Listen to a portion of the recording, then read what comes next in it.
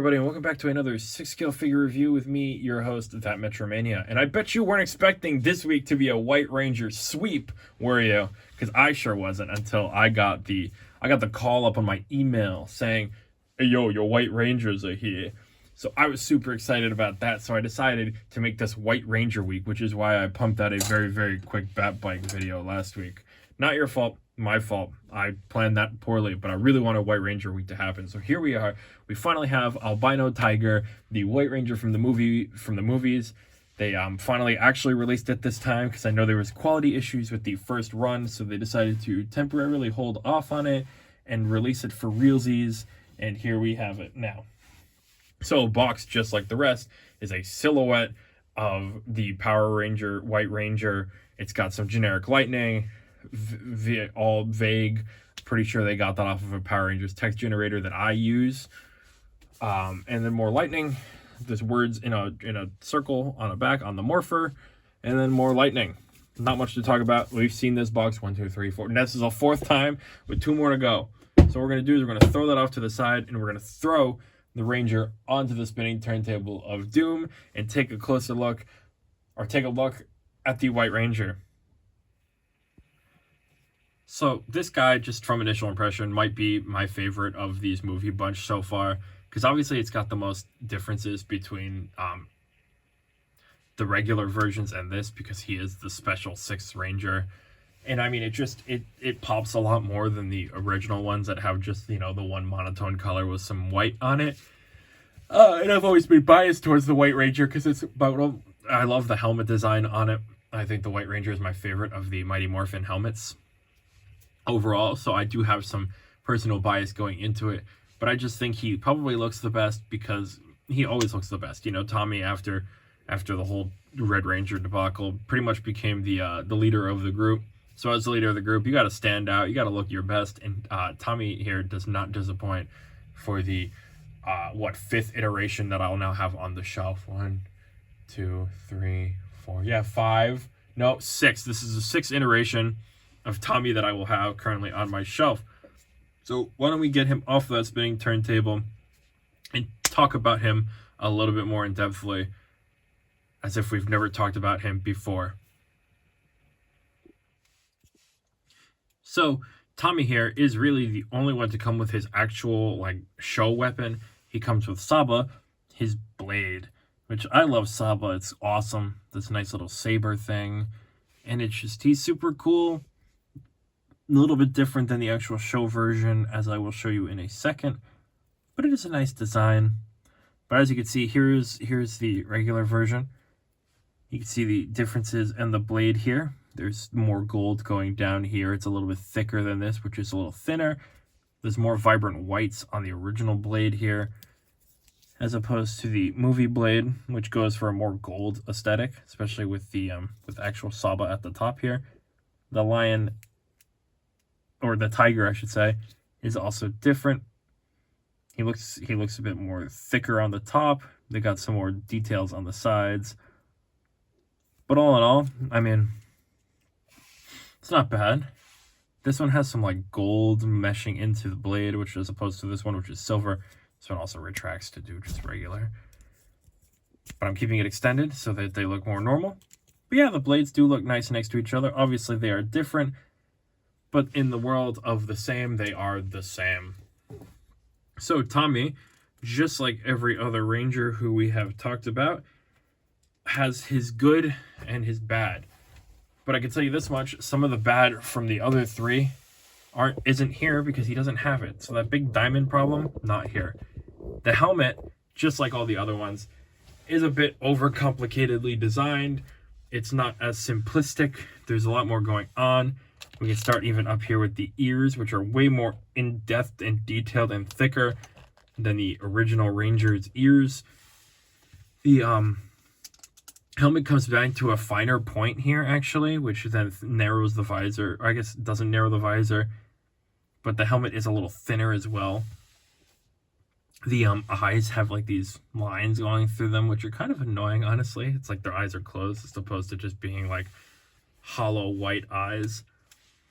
These lines up here are a bit thicker. It's more golden. It's more like a like a gold, like a bronze gold. But the original, more like a yellowy gold. Everything's just like thicker. The lines are more detailed. This mask has this weird like lineage going on here. These come up way more than they do originally. They're way thicker. It adds this wavy line back here for whatever reason. I mean, it's still a good looking helmet. It's just they've changed it to add more depth to it. Like I said, this is probably for just breathing's sake, I can only imagine. But there's this extra line here, right here, which is a little weird to look at, because the original one is just a straight mouth plate. Not saying it's bad, not saying I don't love him, because I do love him. He's my boy Tommy Oliver, you know, hit me up, dude. Oh, yeah. But I just like to nitpick the weird small things on the helmets that look a little odd. So I don't really remember if I've talked about this in one of the other videos, but the neck looks really weird from behind. It makes him look like he's got a really long neck. Not a big deal breaker, because I'll never be looking at him from behind. But I just noticed it while he was spinning around. I went, wow, he's got a tall neck. So this chest piece here is a bit different. This one's more, it's got more of like a rubbery look to it, like a tire. It's a bit bigger and more fitting. It's got more breakup between this. This is probably just because it's a longer lasting movie prop, so they're going to need more movement out of him. So it's probably more flexible material in actuality. The logo, however, has shrunk down to be the same size as all of the other ones. They've added some like depth lines here, some more reminiscent of like how the other guys look with this armor bit, but you can kind of vaguely see it. It's a little weird. Same thing on the back here. There's just more extra lineage that doesn't really need to be there. And again, these thicker black lines. Everything is just like thicker and more in-depthly done. So it just adds this like weird like extra armory padding look to it. Arms, forearm or upper arms are pretty much the same. It's got this same armor piece on both sides. I mean, we all know how it is at this point. This guy's a lot less sticky than the other ones, though, so far, except for right here, which is good, because, I mean, the other ones have dog hair problems. We've got these, like, forearm gauntlets, which are smaller but thicker versions of what he actually has in the show. In the show, they're a bit longer. They've got some black around the edge, like around the edge here, as opposed to just the all-gold feeling. And they are like longer bracers as opposed to this one, which kind of looks like gold bars in a square. So the big difference between this guy and the actual guy is the White Ranger doesn't have a morpher in the front, and nor is it all white with a gold in the middle. The White Ranger has that weird like shape on the front, because the White Ranger is from a different show, technically speaking, than the Mighty Morphin Rangers are. So that's a big difference, is they've added the morpher to the front so he could be more attuned to the other guys. And it does just go around all the way. It's just white. Also, this has the same problem that the Clone Commandos did in Battlefront 2 before they added the extra lines, where it kind of looks like he's wearing a diaper. That's his own fault. He has some nice thigh armor, which they all do. Dig down to the knee pads. And instead of the normal boots, he has these gold things, just like I mentioned with the other ones, where it's a little thicker, a bit smaller, no black lines around the edge. Just, you know, cosmetic details. And then he comes down to the boots, which have some nice gold lineage around it, which make them look nice. They do stand out quite nicely, and adds that little bit of extra color pop at the bottom where it is missing in the middle. I do wish the belts had a bit more color to it, because I feel like a break up here would have been good right before the legs. But I didn't design the costume, because if I did, it would be a bit different. But anyway, he does look quite nice, and I'm super happy to finally be adding the White Ranger to my collection. So, why don't we start out by talking about all of these movie Rangers in a line. So we finally have all the male Power Rangers from the movie, with the two female characters who will go up for pre-order a little bit later, finally looking like they're about to roll out. So hopefully those will show up soon, so I could say that my movie line is complete, and hopefully maybe they'll do the rest of the movie ninjas after the Pink Ranger, but we will just have to wait and see. You can see the blue here definitely towers over most of the other ones due to the size of his helmet. They're all about the same size. White Ranger actually kind of looks a little bit shorter, but that might just be because I have his legs a little bit more spread out. But blue, because of the height of his helmet, looks a bit taller than everyone else, which that's just because they gave him a goofy tall helmet.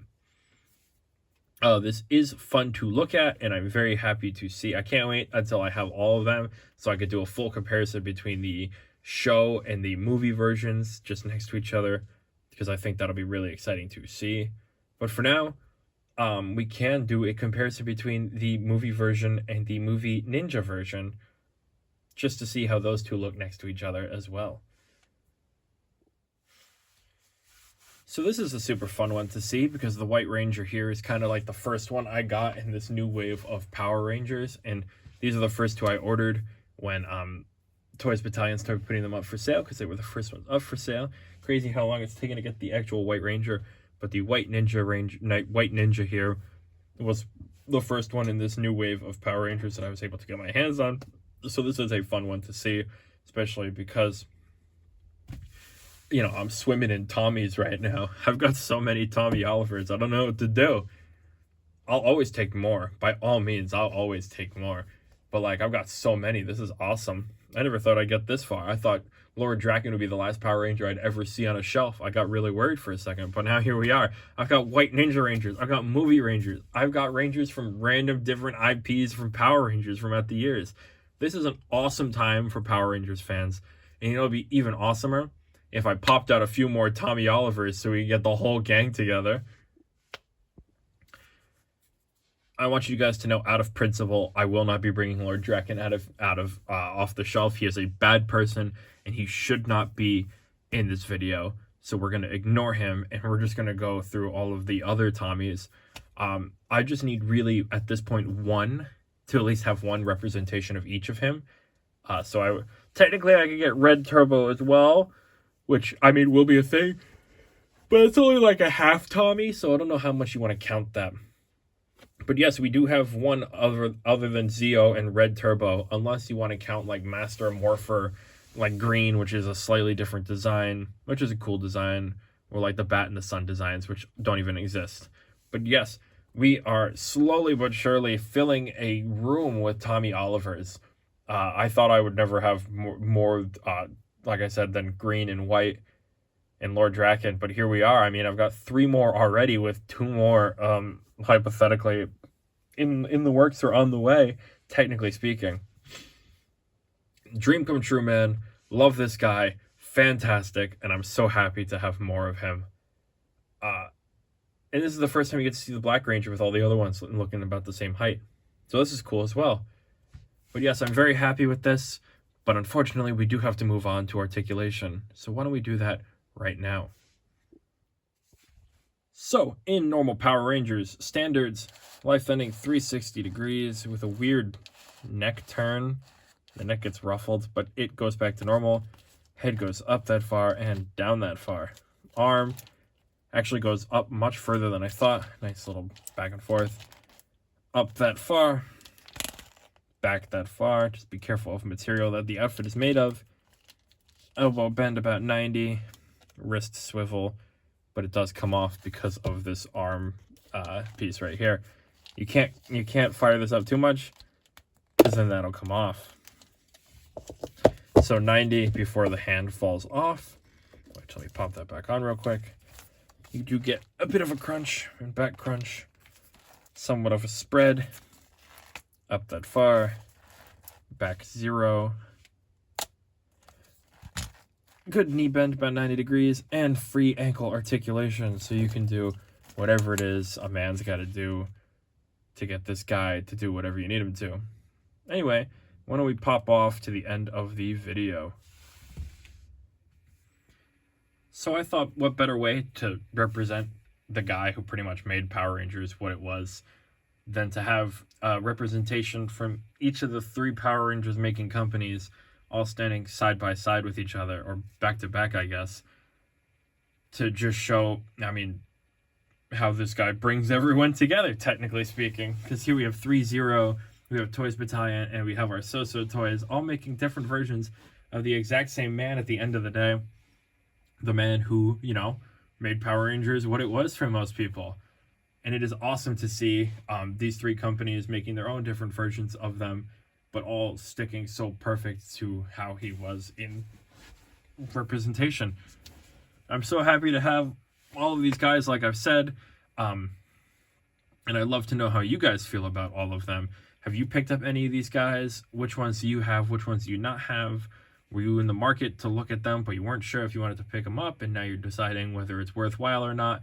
Feel free to let me know how you feel about dog hair.